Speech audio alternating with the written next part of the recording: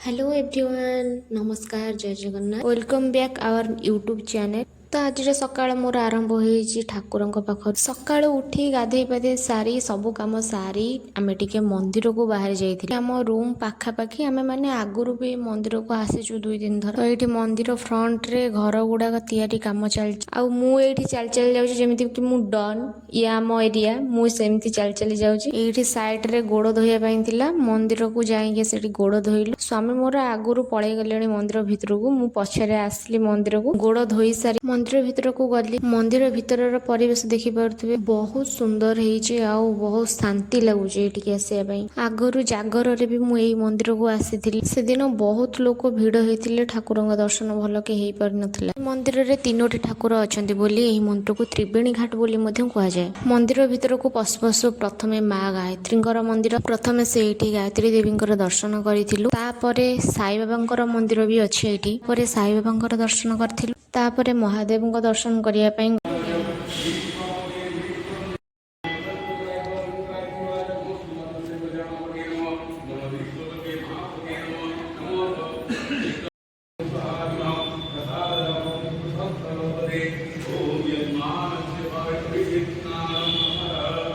आउ सेठी देखिलु जणे लोक तांकर रुद्राभिषेक करुथिले।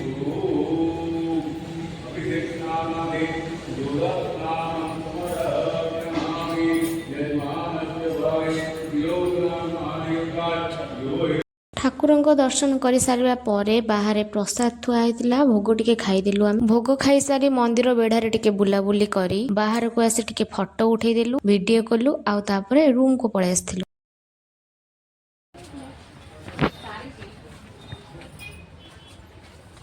एवढा देखून हां एवढा बडा देखाउ